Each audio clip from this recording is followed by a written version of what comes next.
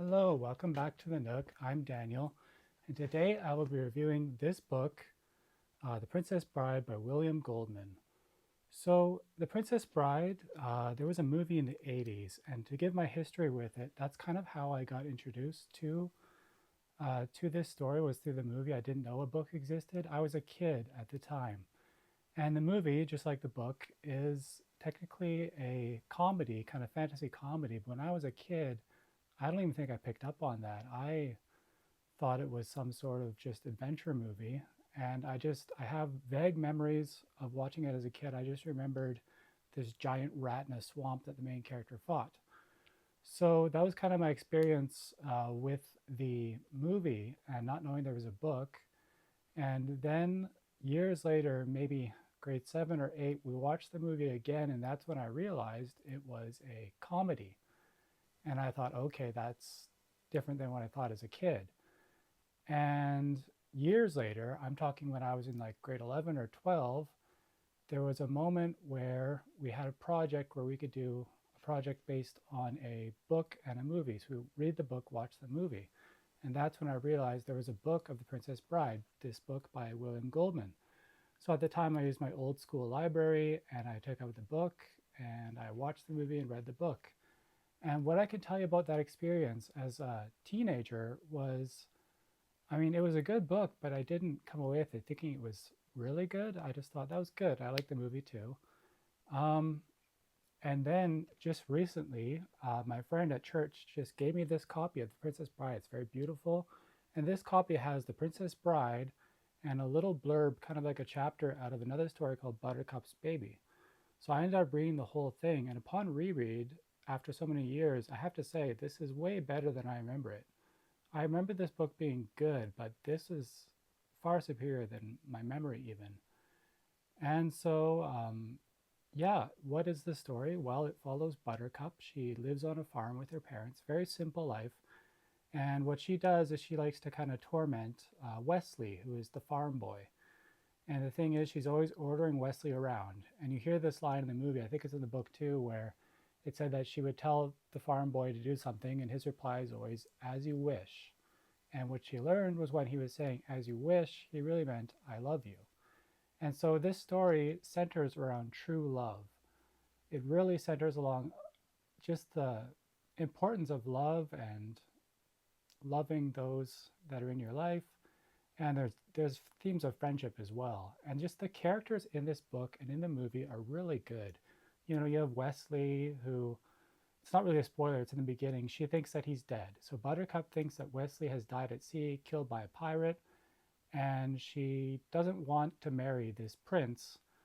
But then she kind of decides, well, I mean, I'm not in love with him. This prince doesn't care about love. He just wants marriage so he can have an heir. So I will marry Prince Humperdinck. That's the funny name of the prince. And because she doesn't think Wesley's coming back. And so this whole story is very good. I mean, you got characters like Inigo Montoya, whose father made swords, and his father gave him his sword after he died. So his father was killed by a six-fingered man. And so Inigo Montoya becomes the world's greatest fencer, so he could take down the six-fingered man and avenge his father. So he's just this whole revenge plot. And then you got Fezzik, the giant, who was played by Andre the Giant in the movie. And Fezzik's very slow, but he's really good with fighting. He doesn't, when he's a kid, it's like he doesn't like fighting, but he ends up realizing he can make money doing it. And yeah, so he just, that's what Fezzik is. Fezzik ends up joining with Inigo and a Sicilian named Vizzini, which, by the way, if you've seen the movie, the actor who played Vizzini was amazing. He was so funny. He's always saying inconceivable. Um, that's like his main line. But anyway, I mean, how was it upon reread? I mean, yeah, it was way better. I liked the humor a lot. A lot of the lines from the book I recognized from the movie. And what I did was while I was reading the book one night, I just watched the movie on my own just to see it again. And it still stands up as a really good movie from the 80s. Of course, I watched the Blu-ray, so they actually remastered it. Um, so yeah, I would recommend this book if you like fantasy, but you like a little bit of comedy with the fantasy, and if you just enjoy a good story with a lot of humor. Um, yeah, it just follows Buttercup with thinking her true love is dead and thinking that her life has no meaning, but you end up finding out what happens and how her story goes. And it is very much like a fairy tale. So yeah, um, the characters are very good. The villain, Prince Humperdinck, is very, he's a coward, but he's also kind of messed up. He's obsessed with hunting, and um, he's just, yeah, he's just totally a villain of the book, kind of quote unquote villain. So how do I feel about the differences in the book? Because there is quite a bit of differences.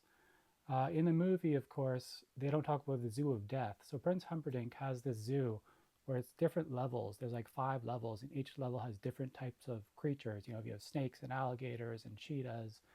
And because Prince Humperdinck's a hunter, it's like he wants to challenge himself with these creatures that he would kill. And so he gets people to fill the zoo with all these dangerous creatures. And that was one difference. The other difference is they got kind of more into the backstory of Inigo and the backstory of Fezzik and kind of more about Buttercup. So what they did in the book, William Goldman just kind of had more stuff going on with character backgrounds and like the Zoo of Death, like I was saying, that wasn't in the movie. So there were little changes, but it follows basically the same story. And so that's what I have to say about The Princess Bride. And then what's cool about this edition is, like I said, it has Buttercup's baby, which is kind of takes place right after The Princess Bride. And just kind of to conclude this review, I'll just say what's really genius about William Goldman is he created this whole persona called S. Morgenstern. So you see it says S. Morgenstern's classic tale of true love and high adventure. So there is no S. Morgenstern. I Googled it. Basically, he made up this other author and said that his father read him this book originally from S. Morgenstern. And I guess William Goldman said he didn't like that version because it was so detailed, so he wrote his abridged version. So the book I read is apparently the abridged version of an original book, but it sounds like he just made this other author up just kind of as a joke. And he even says that the world where the princess and the prince are Florin. So William Goldman makes it seem like there really is a Florin, really is a Gilder, these two kingdoms, but really he's just making it all up. I think it's quite genius. So yeah, I found that very interesting, this whole thing with, there's notes throughout the book from William Goldman talk about Morgenstern's original. Again, as if there was an original version of this book that was a lot more dense. It's actually kind of funny. So I would say it was a very good book. Upon reread, I liked it even more. A lot of really good humor, a lot of good one-liners. I highly recommend it if you want to read something. If, like me, you kind of want to take a break from some of the more epic fantasy and read something a lot simpler, I think you'd like this. So I'll just tell you about my channel, a few videos coming up. I'm currently, after this, I'm reading this really nice edition of David Copperfield by Charles Dickens. And that's going to take me quite a while because it's like an 800-page book. So what I'm thinking is I'm going to have to do some videos in the meantime while I wait for my review for David Copperfield. So I'd like to do a couple of videos like my Dickens video where I just talk about an author in general and how I feel about him. So my next video next week will probably be about Fyodor Dostoevsky, the Russian author who I really love, his translated works. And then if I still have time before finishing David Copperfield, I can record probably a video on the fantasy author Terry Brooks, who you'll be hearing from. So anyway, thank you for watching. Remember, you're always welcome at the Nook. Bye.